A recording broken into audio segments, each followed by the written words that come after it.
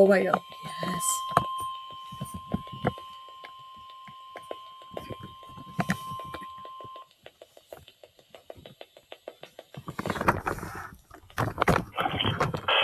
This is a test of the weather radio's warning device.